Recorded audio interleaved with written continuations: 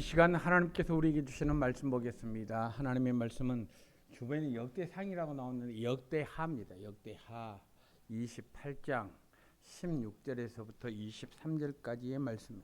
역대하 28장 16절에서부터 23절까지의 말씀입니다. 이 계시된 하나님의 구약성경 694면이 되겠습니다. 694면 역대하 28장 16절에서부터 23절까지의 말씀입니다. 이 계시된 하나님의 말씀 구약성경 694면입니다. 이 계시된 하나님의 말씀을 제가 봉독합니다. 그때 아하스 왕이 아수르 왕에게 사람을 보내어 도와주기를 구하였으니 이는 에돔 사람들이 다시 와서 유다를 치고 그의 백성을 사로잡았음이며 블레셋 사람들도 유다의 평지와 남방 성읍들을 침노하여 베세메스와 아얄론과 그데롯과 소고 및 그 주변 마을들과 딥나 및 그 주변 마을들과 김소 및 그 주변 마을들을 점령하고 거기에 살았으니 이는 이스라엘 왕 아하스가 유다에서 망령되이 향하여 여호와께 크게 범죄하였으므로 여호와께서 유다를 낮추심이라. 아수르 왕 디글랏빌레셋이 그에게 이르렀으나 돕지 아니하고 도리어 그를 공격하였더라. 아하스가 여호와의 전과 왕궁과 방백들의 집에서 재물을 가져다가 아수르 왕에게 주었으나 그에게 유익이 없었더라. 이 아하스 왕이 공고할 때에 더욱 여호와께 범죄하여 자기를 친 다메섹 신들에게 제사하여 이르되 아람 왕들의 신들이 그들을 도왔으니 나도 그 신에게 제사하여 나를 돕게 하리라 하였으나 그 신이 아하스와 온 이스라엘을 망하게 하였더라. 아멘.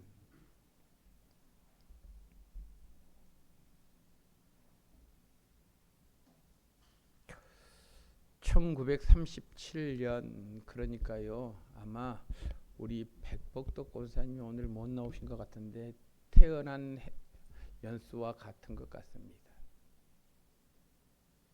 1937년 5월 31일에 일본 도쿄에서 한 여자가 태어났습니다. 유복한 가정에서 7남매의 막내로 태어난 그녀는 부모님의 사랑을 듬뿍 받으면서 자랐습니다. 그녀가 중학교 2학년이 되면서 그녀에게 고난이 찾아왔습니다. 그만 어머니가 뇌출혈로 쓰러지고 만 것입니다. 뇌출혈로 쓰러지면 일어나기 어렵잖아요. 무려 4년 동안 누워서 생활하다가 그녀가 고등학교 3학년 때에 어머니는 세상을 떠나게 되었습니다. 어머니를 잃고 난 후에 그녀는 깊은 인생의 절망감 때문에 더 이상 살 수 없었습니다. 그래서 달려오는 기차에 자신의 몸을 던져서 자살을 기도했습니다. 불행 중 다행으로 그녀는 목숨을 건졌습니다. 그런데요, 두 다리를 잃고 팔 하나를 잃은 채 목숨을 부지하게 되었습니다. 남아있는 오른팔에도 손가락 3개만이 붙어 있었습니다. 그러한 불행한 모습으로 더 이상 살 수 없다고 생각한 그녀는 병원에서 치료받는 가운데 수면제를 한 알, 두 알 모으기 시작했습니다. 그 수면제를 타량 복용하면 죽는다라고 하는 이야기를 들었기 때문에 그렇습니다.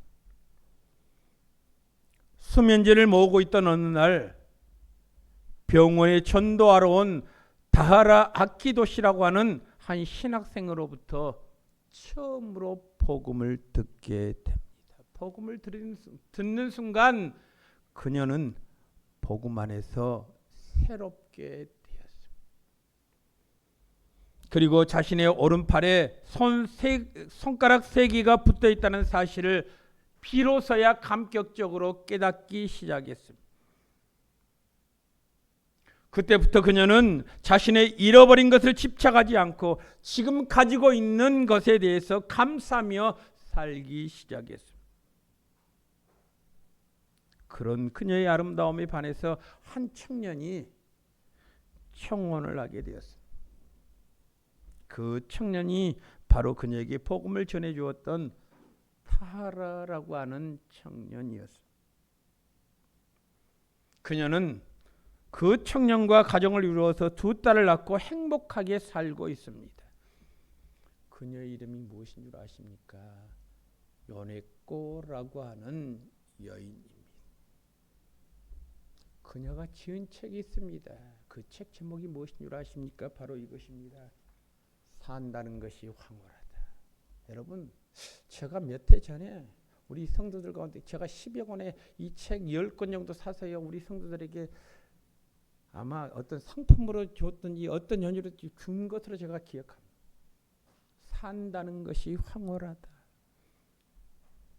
자, 이제 제가 여러분들에게 종종 신방이나 개별적으로 안부를 물을 때요, 이런 질문을 던질 것입니다. 성도님, 지금 사는 것이 황홀합니까?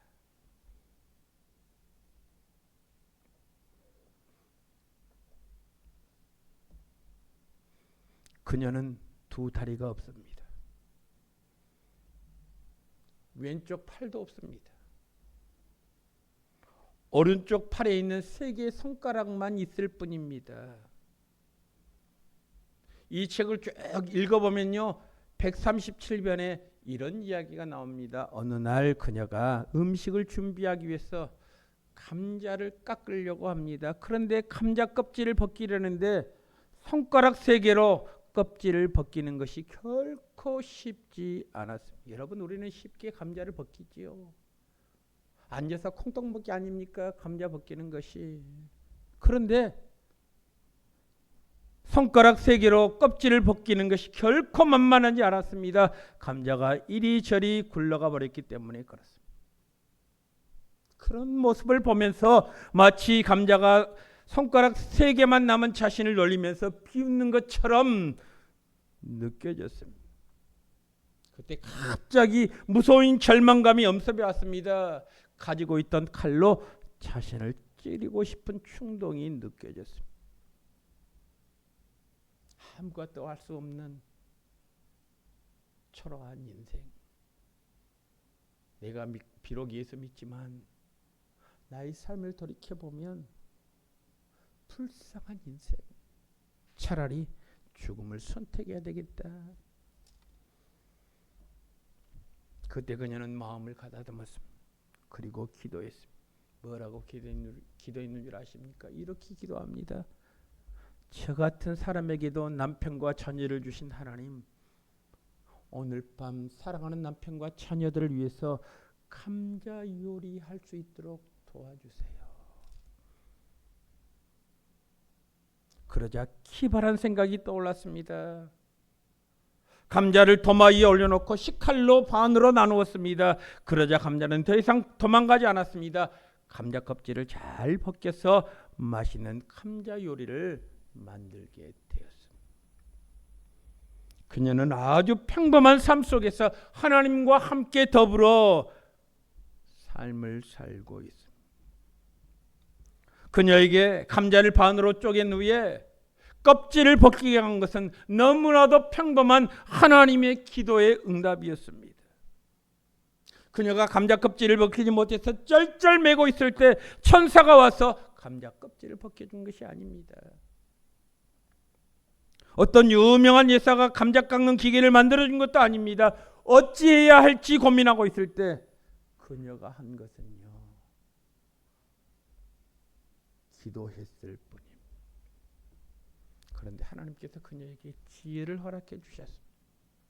감자를 반으로 쪼개라고 말합니다. 2다리와 왼쪽 팔이 없고 남아있는 것이라고는 오른손에 붙어있는 손가락 3개뿐인 그녀.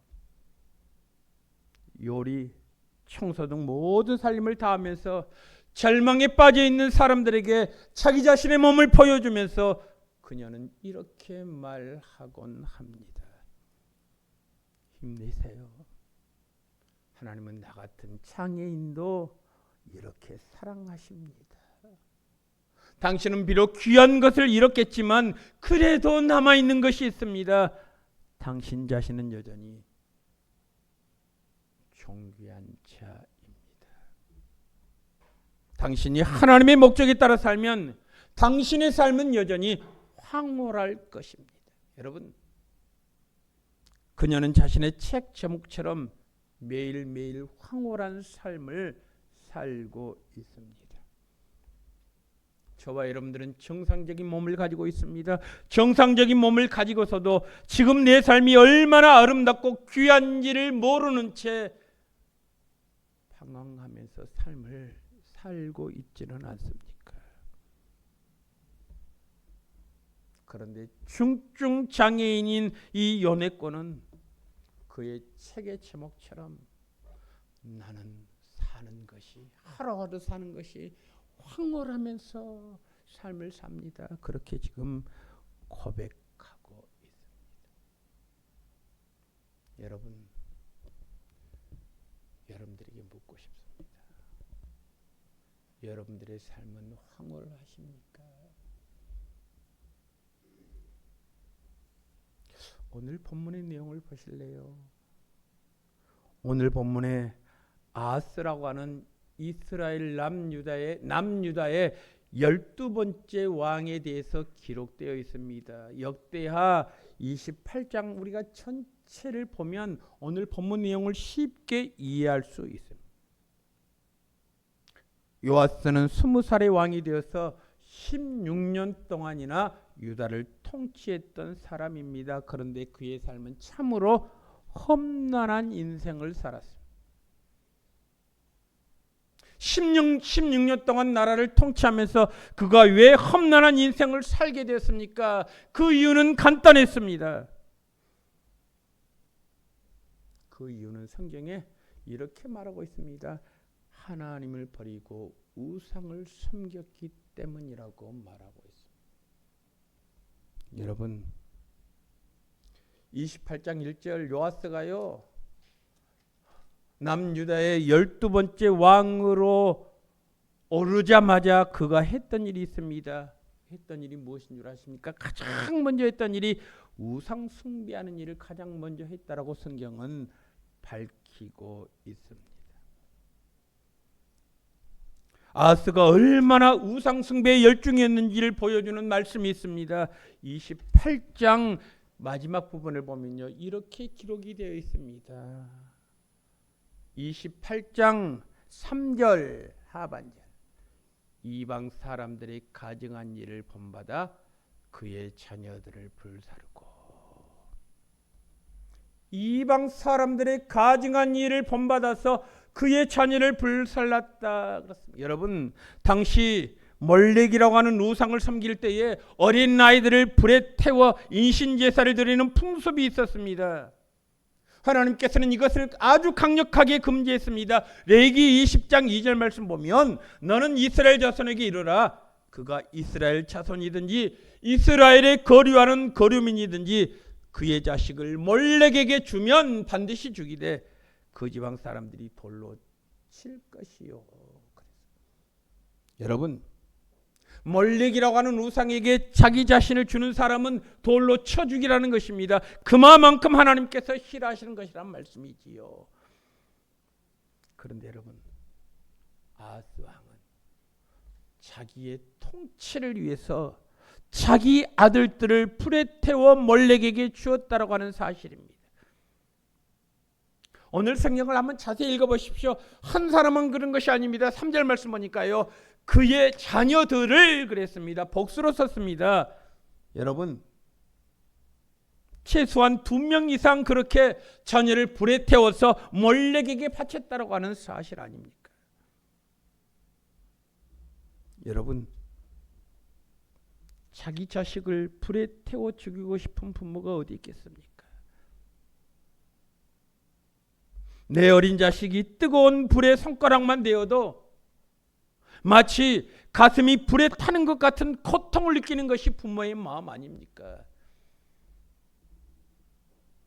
그런데 어린 자식을 둘 이상이나 불에 태워 죽게 했다는 것은 아하스 왕이 얼마나 우상 숭배에 깊이 빠져 있는가를 단적으로 보여주는 내용 아니겠습니까? 하나님을 버리고 우상 숭배를 몰두한 아하스를 하나님께서는 공고한 중에 처하게 하셨습니다. 곤란한 가운데 처하게 하셨습니다. 어려움 가운데 처하게 하셨습니다. 여러분, 얼마나 큰 어려움을 당했는 줄 아십니까? 여러분, 28장 5절 말씀 보니까 이렇게 기록이 되어 있습니다. 그러므로 그의 하나님 여호와께서 그를 아람 왕의 손에 넘기심에 그들이 쳐서 심히 많은 무리를 사로잡아 다메섹으로 끌고 갔고, 또 이스라엘 왕의 손에 넘기심에 그가 쳐서 크게 살육했다. 여기서 중요한 단어가 있습니다. 5절 말씀 보십시오. 여호와께서 그를 아람 왕의 손에 넘기셨다. 아람 왕의 손에 넘기셨습니다. 뿐만 아니라 이스라엘 왕의 손에 넘기셨다. 28장 5절 하반절 보면 그렇게 기록이 되어 있습니다. 넘기심에라는 말씀이 두 번이나 반복되어 나옵니다. 다시 말하면 하나님께서 의도적으로 아하스가 다스리고 있는 유다를 아람 왕의 손에 붙여서 공고하게 하셨습니다. 뿐만 아니라 북이스라엘 왕의 손에 붙여서 더 큰 어려움과 환난을 당하게 하셨다라고 하는 사실입니다. 여러분, 그런데 설상가상입니다. 두 나라만 침공해 온 것이 아닙니다. 오늘 보면 17절 말씀에도 보니까요, 이렇게 기록이 되어 있습니다. 에돔 사람들도 유다를 침공합니다. 뿐만 아니라 18절 말씀에도 보니까 블레셋이 유다를 침공해서 성읍들을 빼앗아가 버렸다. 여러분, 양육강식이 오늘 본문에서 아주 자세하게 기록이 되어 있습니다. 유다가 연이어서 전쟁에 패해서 힘을 잃자 주변 나라들이 벌떼같이 일어나서 유다를 지금 침공하는 공격한 내용 아닙니까?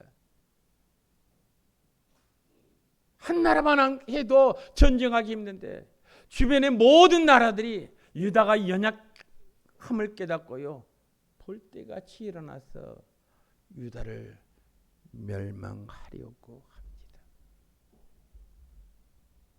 이때쯤 되면 하나님을 믿는 사람이라면 깨달아야 합니다.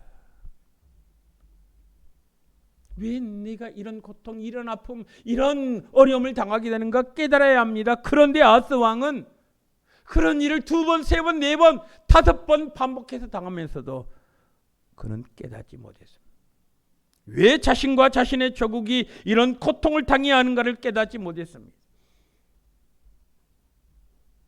하나님의 의도를 깨닫지 못한 이 아하스 왕 보십시오. 나름대로 대책을 세웁니다.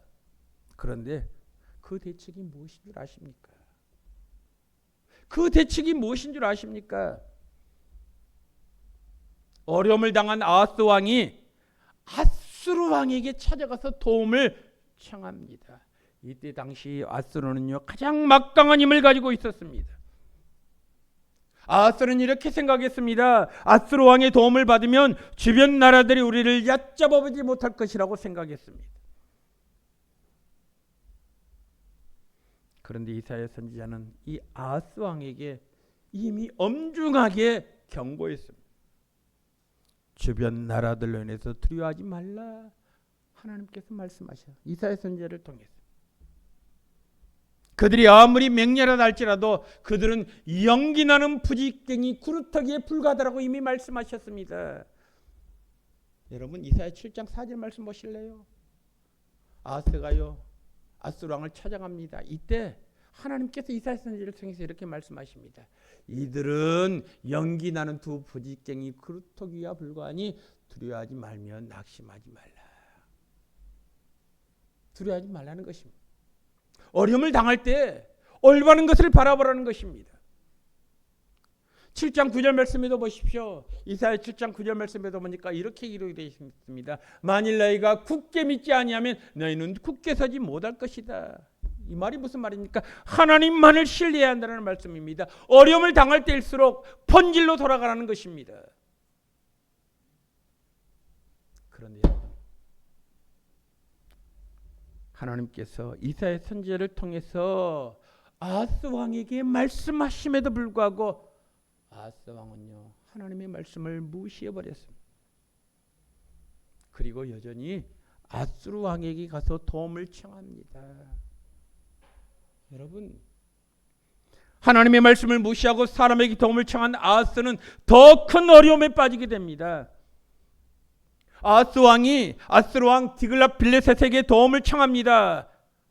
도움을 청하자 아수르 왕이요, 지원군을 파견합니다.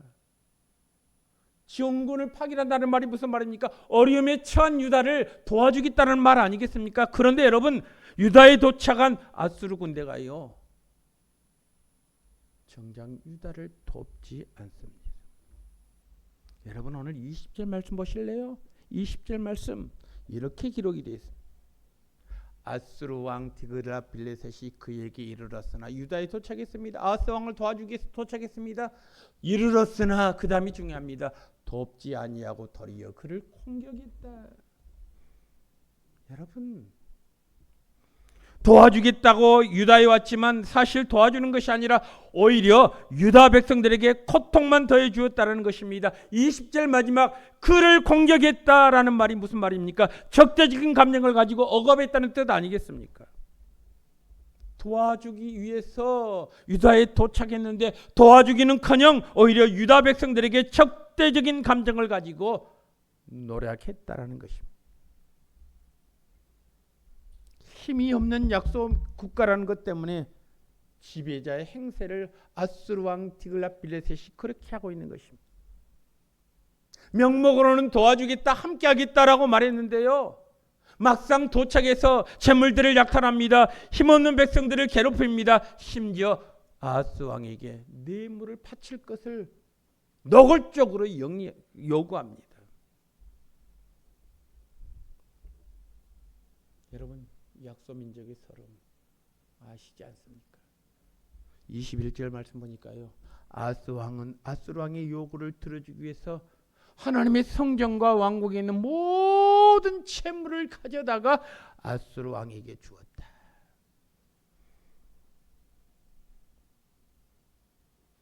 성전에 있는 모든 재물을 끌어다가 아수르 왕에게 바쳤습니다. 그런데 그것도 모자라서 백성의 관리들에게 집안에 있는 모든 재물을 가져오게 해서 그것을 다 아수르 왕 디글랏빌레셋에게 뇌물로 주었습니다. 한마디로 말해서 도움을 청했는데 더 많은 것을 빼앗아가 버렸습니다. 여러분, 오늘 21절 말씀 마지막을 한번 보실래요? 이렇게 기록해요. 그에게 유익이 없었다. 여러분, 어려움에 처했을 때 지푸라기라도 참는 심정으로 저 사람 다 찾아다니면서 도움을 요청했는데 아무런 유익이 없었다. 있는 것마저도 빼앗겨버리고 말았다는 것입니다. 그러니 아하스 왕이요, 더 큰 공고함에 빠질 수밖에요. 그는 더 이상 어떻게 해볼 도리가 없어졌습니다. 여러분, 아하스 왕이 그런 일을 겪으면서 얼마나 큰 공고함 당했는 줄 아십니까? 우리의 삶 가운데서도 그런 일이 있지 않습니까? 내가 어려움을 당합니다. 그럼 사람을 찾아갑니다. 도와주겠다라고 말합니다. 도와주겠다는 말이 너무나 좋아서 속이는 이야기를 다 합니다. 그런데 도와줄 듯 하면서 돌아서서 냉철하게 거절합니다. 그러면서요, 나오고 있던 그 은밀한 이야기들까지 다 퍼뜨립니다. 여러분, 그럴 때 우리의 모습은 어떠해야 합니까? 가장 강대국인 아수르 디글랏빌레셋, 그만 있으면 아하스는 살판이 날 것 같습니다. 그가 도움의 손길을 내밀면 얼마든지 이 어려움을 극복할 것 같습니다. 그런데 도와주기는 그냥 뒤통수를 쳐버리니 얼마나 더 큰 공고함과 절망과 좌절이 있었겠습니까? 아하스 왕이 얼마나 공고했는 줄 아십니까? 얼마나 공고했는가를 성경은 잘 표현하고 있습니다. 열왕기하 16장 18절 말씀 보니까요, 이렇게 기록이 되어 있습니다. 열왕기하 16장 18절. 열왕기하 16장 18절 없습니까? 또 안식일에 쓰기 위하여 성전에 건축한 낭실과 왕이 밖에서 들어가는 낭실을 아수르 왕을 두려워하여 여호와의 성전에 옮겨 세웠다. 여러분, 우리가 쉽게 넘어갈 단어가 아닙니다. 여기서 낭실이라는 것은 왕이 성전에 들어가기 위해서 만들어 놓은 입구를 말합니다. 왕이 성전에 들어가기 위해서는 그에 걸맞는 입구가 있어야 되지 않겠습니까? 이 낭실은 왕이 성전에 들어가기 위해서 만들어 놓은 입구입니다. 그런데 이 입구로 들어가기 위해서는요, 반드시 계단을 통과해야만 했습니다. 그런데 그 낭실을 옮겨버렸습니다. 왜 낭실을 옮겨버렸을까요? 한마디로 말해서 아수르 왕을 두려웠기 때문입니다. 아하스가 자신을 도와달라고 아수르 왕을 불렀는데 아수르 왕이 와서 행하는 것을 보니 도움받기는커녕 노력하고 약탈을 일삼는 것을 보면서 두려움만 점점 더 쌓여갔던 것입니다. 아수르 왕이 계속적으로 뇌물만 요구합니다. 요구한 대로 뇌물을 주었습니다. 그런데 아수르 왕의 요구는 거기에 멈추지 않습니다. 더 큰 것을 원했습니다. 아수르 왕이 요구한 것이 무엇인 줄 아십니까? 바로 아하스의 목숨을 노리고 있었습니다. 그래서 아하스 왕은요, 두려웠습니다. 언제 자신의 생명을 빼앗길지 모르기 때문에, 자신의 생명이 날아갈지 모르기 때문에, 어느 순간 아수르 왕이 자신이 성전에 올라갈 때 낭실 앞에 기다리고 있다가 자신을 체포할지 모른다는 두려움 때문에 낭실을 옮겼다라고 성경은 밝히고 있습니다.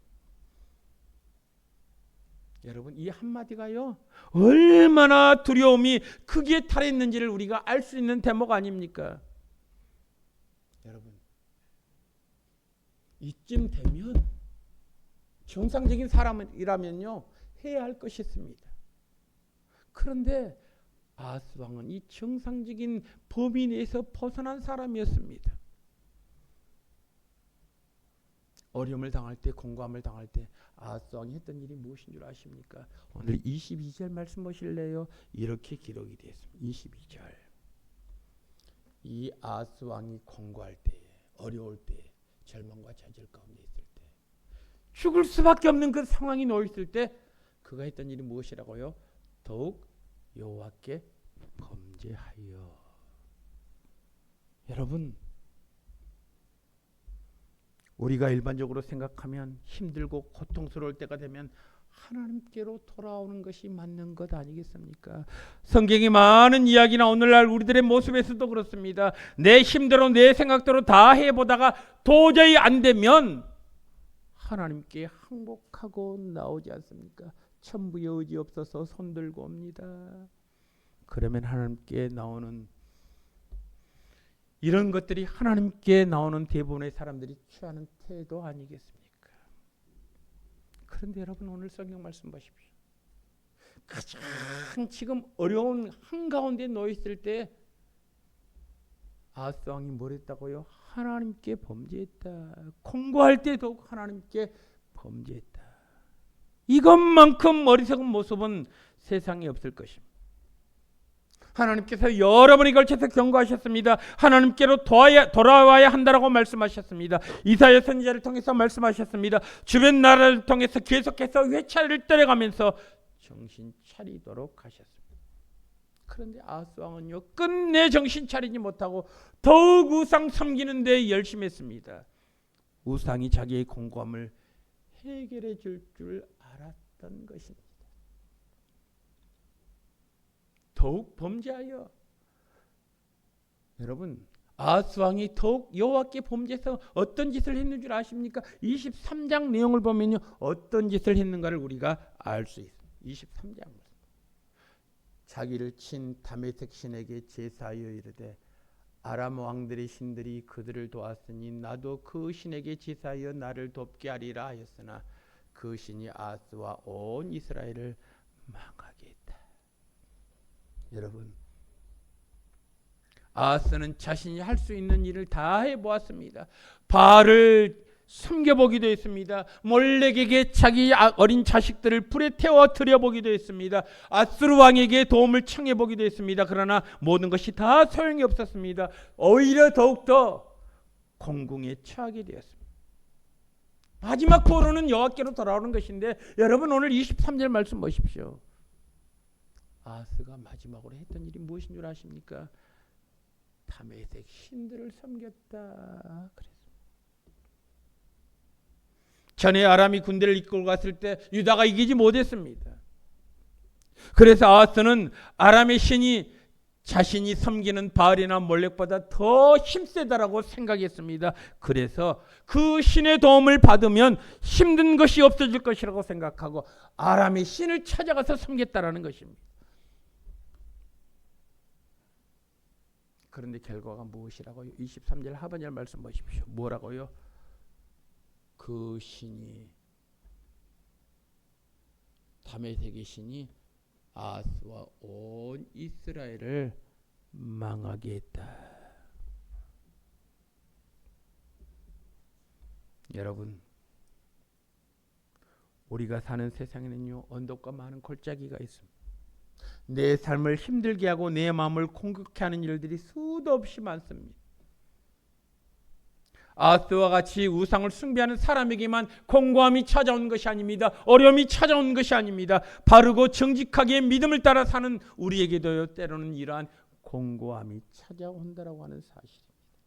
어려움이 찾아옵니다. 이 어려움이 내 앞에 찾아왔을 때 우리는 어떻게 해야 합니까? 여러분, 우리에게 교훈합니다. 아하스와 같이 하지 말라고 교훈합니다. 아하스는 바알을 섬겼습니다.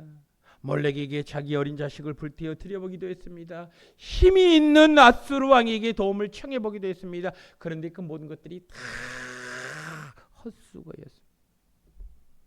그런데도 깨닫지 못하고 그는 다메섹의 신들에게 도움을 청합니다. 그러다가 망했다. 그렇게 성경은 밝히고 있지 않습니까? 자, 그럼 여러분들에게 한번 묻고 싶습니다. 여러분, 내 인생에 고난이 찾아왔을 때, 공감이 찾아왔을 때 우리는 어떻게 해야 합니까? 우리가 잘 아는 야곱의 이야기를 제가 한번 하려고 합니다. 그는 고향 땅에 도망가듯이 고향 땅을 뛰쳐나와서 20년 동안 하란에 머물면서 열심히 노력한 야곱의 모습 우리가 잘 알 것입니다. 20년 동안 정말 열심히 일하고 난 다음에 갑자기 고향이 생각났습니다.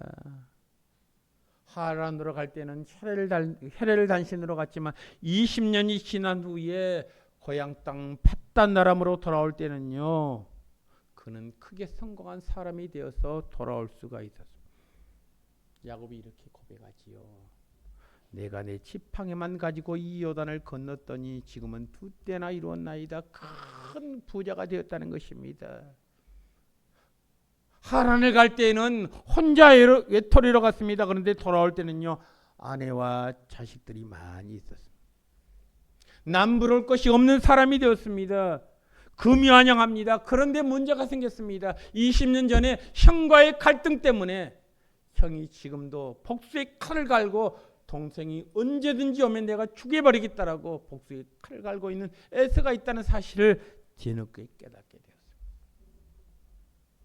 형 에서가 군사 400명을 이끌고 동생을 잡아 죽이기 위해서 온다라고 이야기가 들려왔습니다. 그 말을 들은 순간 야곱이요, 힘이 두렵고 답답했습니다.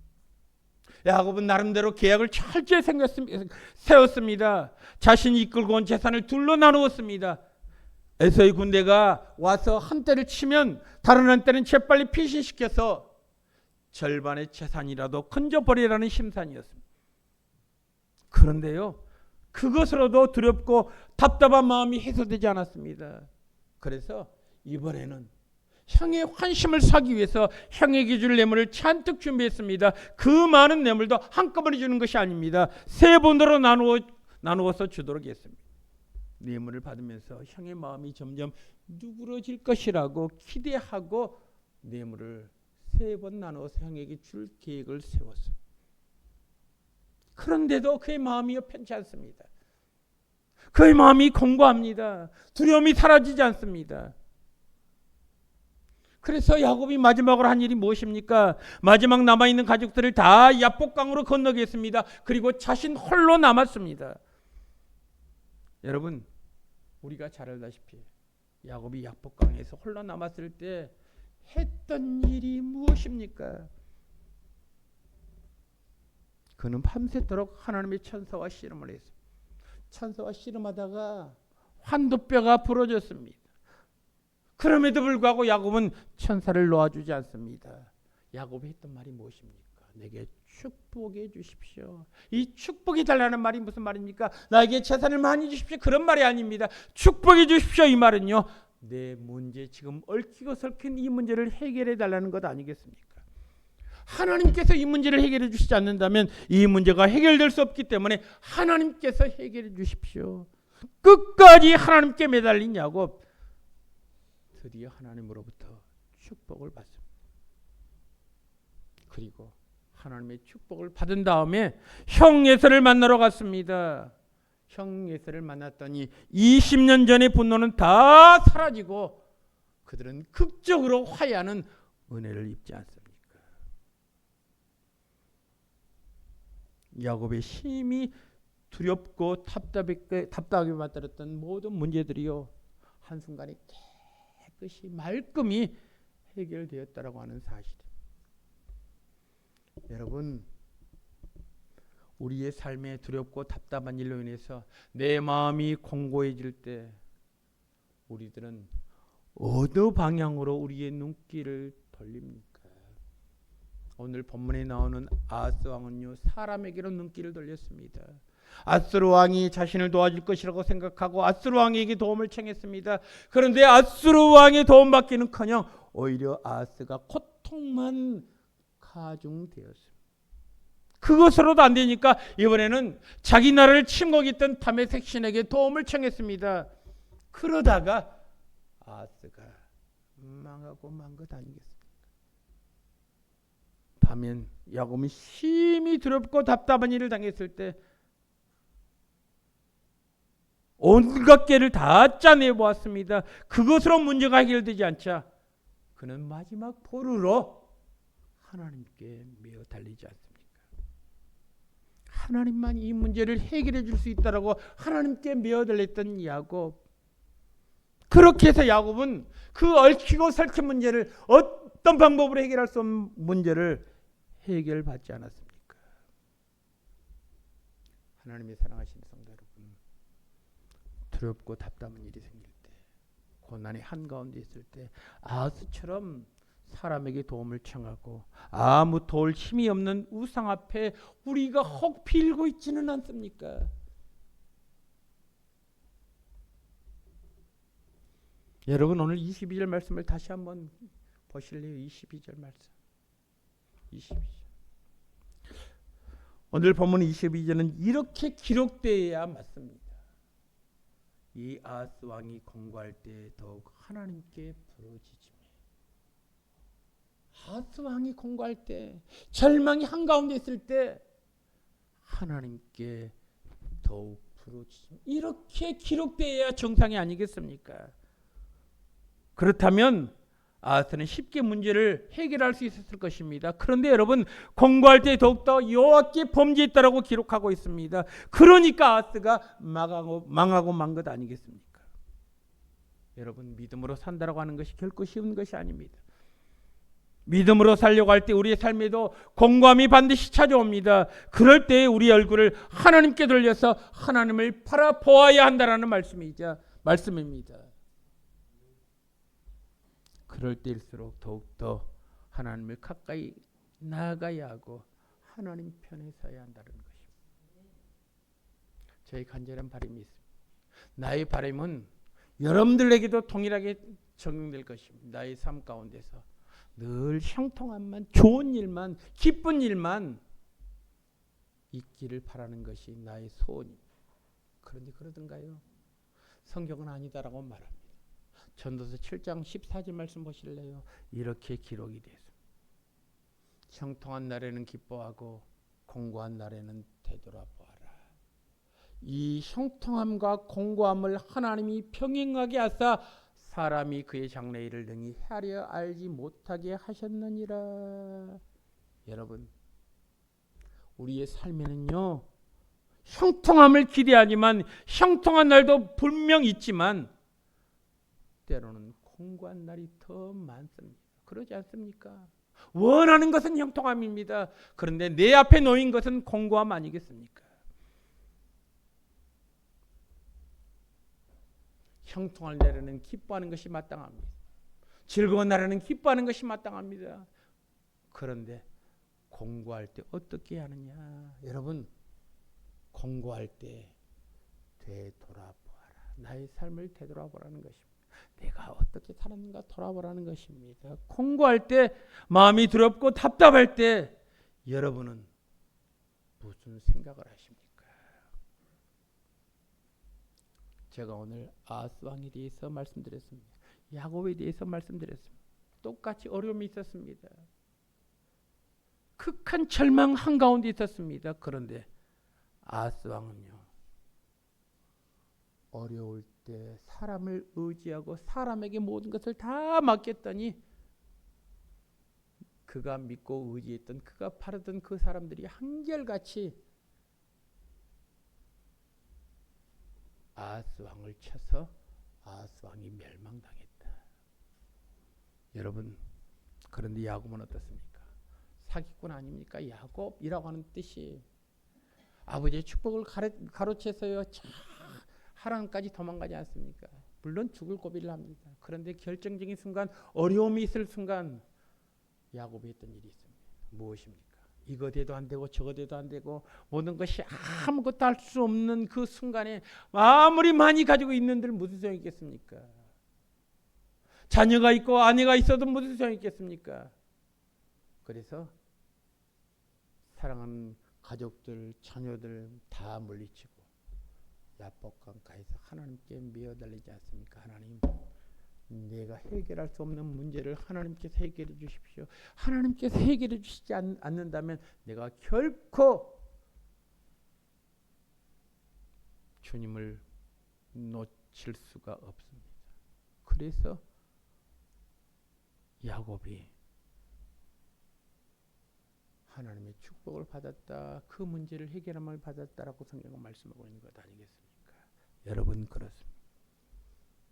분명히 우리 앞에 공고함이 있을 것입니다. 공고함을 원치 않지만 우리의 삶에는요, 어쩔 수가 없습니다. 공고함이 우리 앞에 칼로 놓일 때가 있습니다. 그때 우리들이 무엇을 해야 하느냐?